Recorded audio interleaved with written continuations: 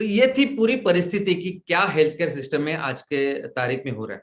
लेकिन कुछ हेल्थ के रिलेटेड यानी स्वास्थ्य के रिलेटेड कुछ इंडिकेटर्स मैं आपको बताना चाहूँ कि हमारे देश में सिचुएशन क्या है। देखिए, एक तो बात तो ऐसा है कि सिचुएशन जानने के लिए मुझे आपको बताना पड़ेगा कि अगर कोई बीमारी है तो बीमारी का हमारे देश में क्या पोजीशन है और बाकी के देश में उसकी क्या परिस्थिति है। मैं जो डॉक्टर हूं, डॉक्टर श्याम गोलो, तो मैं बायोफ्यूल में मैंने कुछ थीसिस की है। मैं डॉक्टरेट नहीं हूं, मैं एक्चुअली मेडिकल डॉक्टर हूं, मैंने एमबीबीएस किया है।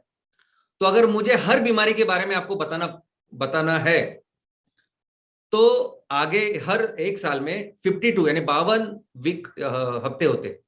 तो मुझे अगले साल में 2022 में अगर मैं सोचूं कि मुझे सिर्फ हेल्थ के बारे में पढ़ना है, आपसे आपको बताना है, आपको सेशंस लेने हैं, तो पूरे साल भर में मैं आपको ले सकता हूं कि हर बीमारी में उस बीमारी का कारण क्या है, कैसे हो सकता है, कैसे हम लोग प्रिवेंट कर सकते हैं और कैसी छोटी छोटी चीजें इस सब चीजों को बदल दे सकती है।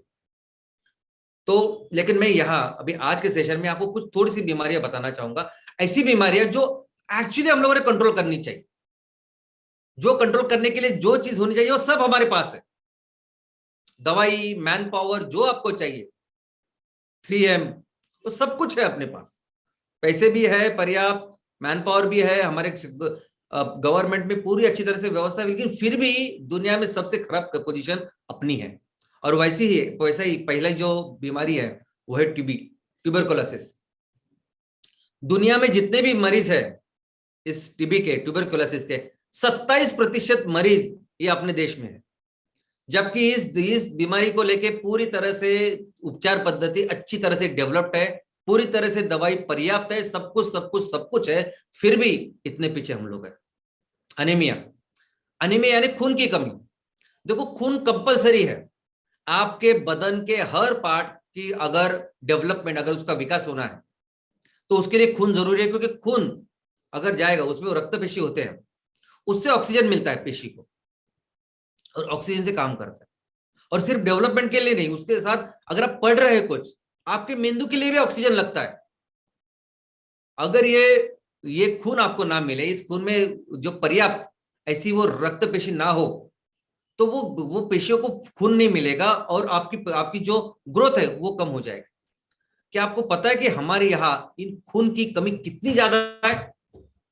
खून की कमी के इसमें अगर हम लोग देखें, 180 जो देश है उसमें से हमारा नंबर है 170वां। सिर्फ 10 ऐसे देश है जो हमसे अपने नीचे है। इतने पीछे हम लोग अनीमिया में है, जबकि इस बीमारी को ठीक करने वाली सभी चीजें अपने पास है। इस अनीमिया की वजह से जो बच्चे जिनकी उतनी हाइट नहीं बढ़ती, उनकी जितना प्रोग्रेस होना चाहिए, जितना विकास होना चाहिए वो नहीं हो रहा है, ऐसे सबसे ज्यादा बच्चे दुनिया के हमारे पास है। ऐसे बच्चों के अगर हम लोग रैंकिंग ले तो दुनिया के 132 ऐसे देश है जिनमें ये सब है, और उसमें से अपना नंबर 114वां है। अंडर 5 साल के कम उम्र के बच्चे जिनकी ऐसे विकास नहीं हो रहा है, जिनकी लर्निंग भी ठीक से नहीं हो रही बिकॉज अनीमिया है, ऐसे 130 देशों में अपना नंबर 120वां है दोस्तों। और ये सबकी शुरुआत होती है हमारी महिला लड़कियों की सेहत से। आप सोच नहीं सकते, लेकिन हमारे यहाँ लड़कियों में कितनी बड़े लेवल पे अनीमिया है। आज की तारीख में भी सभी महिलाओं, अगर आप देखोगे नॉर्मल जो सब महिला आपको दिखाई देती है, 53 महिलाओं में खून की कमी है। रैंडमली ये हमेशा बार बार ये सर्वे होता है, एकदम एस्टेब्लिश्ड फैक्ट है। यहां तक के जो महिलाएं गर्भवती होती है, पेट से होती है, तो हम लोग उनको ढूंढ ढूंढ के उनको ये खून बढ़ाने की दवाई देती है, दवाई देते हैं हम लोग, आयरन की टैबलेट्स देते हैं, विटामिन का कॉम्प्लेक्स देते हैं, और उनको बोलते हैं कंपल्सरी खाओ। इतना करने के बाद भी हमारे यहाँ 50% गर्भवती महिलाओं में खून की बहुत ज्यादा कमी है। और ये गर्भवती महिला यानी खुद एक व्यक्ति नहीं होती, तो उनके पेट में भविष्य होता है, बच्चे होते हैं। तो जब ये अनीमिया होता है, जब ये प्रॉब्लम होता है, तो उनको ही नहीं होता, उन बच्चों को भी होता है। और इसीलिए इसी का कारण है कि दुनिया में सबसे कम वेट वजन वाले बच्चे जब जब पैदा होते हैं, लो बर्थ वेट बेबीज उनको कहते हैं, तो उनमें हमारे यहाँ सबसे ज्यादा, यानी पूरी दुनिया में 5वें स्थान पे है, सबसे वर्स्ट हम लोग। यानी हमारे पीछे तो सिर्फ 4 लोग हैं, येमेन, सूडान, पाकिस्तान, मॉरिटेनिया, ये 4 देश है। बाकी के सभी देशों में बच्चों की जो परिस्थिति अपने से बेहतर है। तो आप सोच सकते हैं, और जब कोई बच्चा कम वजन का पैदा होता है, पूरी जिंदगी भर उसको झेलना पड़ता है। उसकी इम्यूनिटी कम होती है, long term physical mental illness से चालू होते हैं, बिहेवियर, लर्निंग, कॉन्फिडेंस। ये जो समाज में जब बच्चे से पढ़ते हैं, बड़े होते हैं ना, तो उनका कॉन्फिडेंस वैसे नहीं होता, हमको लगता है क्या है, लेकिन हम लोग ये नहीं सोचते वो शुरुआत वहां हुई थी, माँ के पेट में, दोस्तों। और ये बहुत ही आश्चर्यजनक है। ब्रेस्ट फीडिंग, अभी ब्रेस्ट फीडिंग यानी माँ का दूध बच्चे के लिए इतना जरूरी होता है कि सबसे बेस्ट वैक्सीन अगर हमारे बच्चे के लिए कोई है, वैक्सीन ना सबसे बेस्ट, और बहुत सारी बीमारियों के अगेंस्ट, वो है माँ का दूध। कैसे भी आपकी डिलीवरी हो, आई मीन सीजर हो या नॉर्मल डिलीवरी हो, 1 घंटे में उसको माँ का दूध मिलना चाहिए। और पहले 6 महीने WHO बोलता है, WHO वर्ल्ड हेल्थ ऑर्गेनाइजेशन बोलता है, पहले 6 महीने तो आपने कब सिर्फ दूध देना चाहिए, माँ का दूध देना चाहिए, पानी भी नहीं देनी चाहिए, क्योंकि जो बच्चे को चाहे ना वो सब माँ के दूध से उसको मिलने वाला है। और वो अगर आपको देंगे तो उसके साथ इतने सारे उसकी इम्यूनिटी बढ़ाने वाले तत्व उसको मिलेंगे कि कई सारी बीमारियां तो उसको होगी नहीं। लेकिन हमारे यहाँ क्या होता है कि सेरेलैक कंपनी आती है बाहर की, वो इतना सारा नेस्ले ये वो सब इतना सारा मार्केटिंग कर रही है कि यहाँ 2, 2.5, 3 महीने हुए कि नहीं कि वो अपना चालू होता है बाहर के फीड्स, और लोगों को पता ही नहीं कि हमारे यहाँ 50% से भी ज्यादा जो बच्चे हैं वो माँ का दूध वो पूरे टाइम पे नहीं लेते, और उसके वजह से लगभग 1 लाख बच्चे ये अनीमिया, ये जो डायरिया है यानी जुलाब होते हैं, सांस की न्यूमोनिया होते हैं, इसके वजह से मरते हैं। इन्फेंट मोर्टेलिटी ये सबसे अहम ऐसा इंडिकेटर है। हमारे यहाँ जो 1000 बच्चों का जन्म होता है उसके पीछे 28.7 इतने इन्फेंट यानी 1 साल से कम ऐसे बच्चे, ये बच्चे बीमारियों की वजह से जूझ के मरते हैं। और ये भी रेट हमारा 47 है, यानी हमसे ज्यादा दुनिया के 150 देश है जो हमसे बेहतर है। वैक्सीन प्रिवेंटिव डिसीजेस, दोस्तों हमारे यहाँ एक इम्यूनाइजेशन का प्रोग्राम है। जब बच्चा कोई जन्मता है तो उसको लेके कोई वैक्सीन का एक प्रोग्राम होता है, आपको मालूम होगा ये। और ये वैक्सीन का प्रोग्राम ये है कि जो 9 ऐसे जो बीमारियां है उससे बचाता है, diphtheria, tetanus, polio, rubella, measles, TB, hepatitis, meningitis. और ये इसके पर्याप्त इम्यूनाइजेशन वैक्सीन अपने यहाँ होते हैं, ओके, वो करना पड़ता है। लेकिन फिर भी हमारे यहाँ परिस्थिति ऐसी है, सिर्फ 65% इम्यूनाइजेशन होते हैं, यानी 65% जो बच्चे उनको ही ये इम्यूनाइजेशन मिलता है।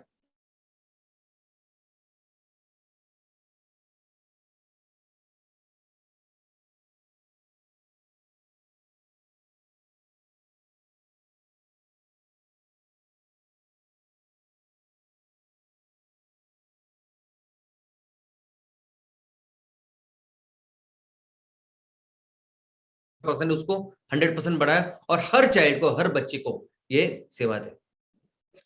लेकिन एक और चीज है, वो है global hunger index. Hunger index यानी क्या, तो बच्चों का जो फूड है, न्यूट्रिशन है, उसके बारे में क्या लेवल है, क्या स्वास्थ्य का लेवल है हमारे यहाँ। और 3 चीजें देखते हैं यहाँ। पहली बात तो क्या बच्चों को पर्याप्त खाना, न्यूट्रिशन मिल रहा है, नंबर 1। नंबर 2, क्या खाना खाने और न्यूट्रिशन के न मिलने की वजह से बच्चे की जो ग्रोथ है वो कम हुई है, स्टंटेड है। और तीसरा, इस माल न्यूट्रिशन की वजह से कितने बच्चों की मौतें होती है। ये तीनों का अगर आप कंबाइन करेंगे तो हमें हमारा नंबर शर्मनाक है, शर्मनाक। हम लोग अभी 101 ऐसे स्थान के ऊपर है। हम लोग पाकिस्तान, बांग्लादेश, नेपाल, हमारे जो बाजू की जो कंट्रीज है उसके भी पीछे है। दोस्तों, ग्लोबल बर्डन ऑफ डिसीज यानी किसी किसी आजार है कि कोई बीमारी है, उस बीमारी को टैकल करने का एक इंडेक्स है जिसको ग्लोबल बर्डन ऑफ डिसीज ऐसे बोलते हैं। 195 जो कंट्रीज है उसमें से हमारा नंबर 154 है। इसका मतलब क्या, मैं आपको बोलता हूँ, डिसीज को टैकल करना यानी क्या। अभी ये जो टीबी हमने देखा, टीबी में कैसा होता है कि आपको दवाई 9 महीना लेनी पड़ती है, लेकिन वो टीबी की दवाई आपने जैसे चालू की 7 दिन में आपको एकदम अच्छा लगेगा, आपको लगेगा आप 100% परफेक्टली अच्छे हुए, अभी कोई दवाई लेने की जरूरत ही नहीं। ओके, तो आप बहुत बार आप नहीं लेते, लेकिन वो अगर आपको टीबी हुआ है तो आपको ये दवाई लेनी चाहिए, ऐसा होना चाहिए, पूरा रिकॉर्ड स्वास्थ्य केंद्र में होता है। फिर भी वो जाके वो करना, ये सब करना, ये टैकल में हम लोग बहुत पीछे हैं, ताकि वो फिर वो थोड़ा 2% जो उसमें जो कीटाणु रहते हैं वो वैसे ही चलते रहते हैं, उसकी वजह से बाकी के लोगों को भी टीबी होता है और खुद को भी बहुत बड़ा टीबी होता है। दोस्तों, इसके अलावा रोड सेफ्टी, अभी पूरी दुनिया के जितने भी व्हीकल्स है, 2 व्हीलर 3 व्हीलर 4 व्हीलर सब ले, 1% भारत में है, 1% व्हीकल्स।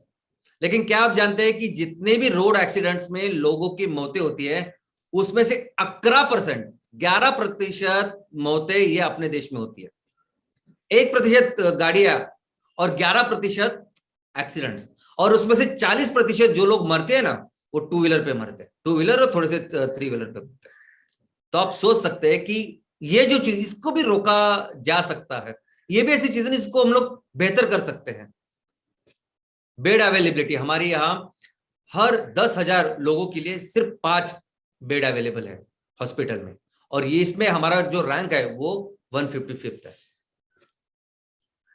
लेकिन इसके आगे जाके, ये तो रही फिजिकल हेल्थ की बात।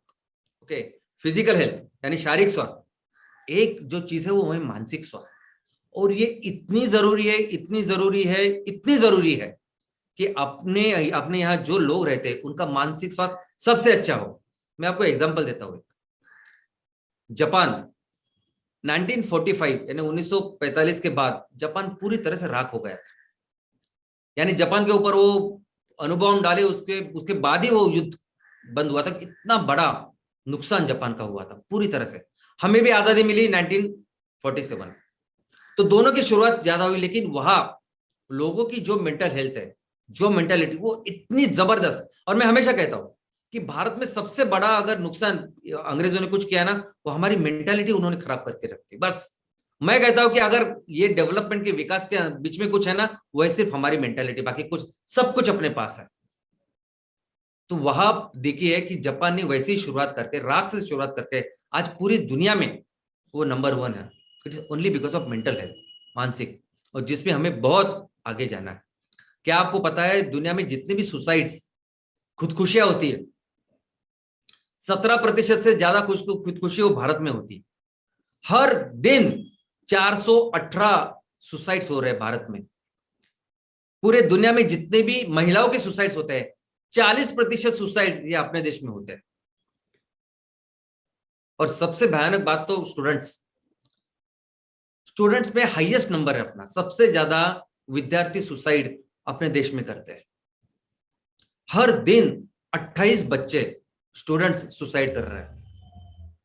15 साल से लेके 29 साल, ये जो इंपॉर्टेंट, सबसे इंपॉर्टेंट ये जो साल होते हैं, ये जो टाइम होता है कि ये बच्चे अगर ये फोकस करे, ये स्टूडेंट्स, ये विद्यार्थी फोकस करे, तो इस राष्ट्र को कहां लेके जा सकते हैं।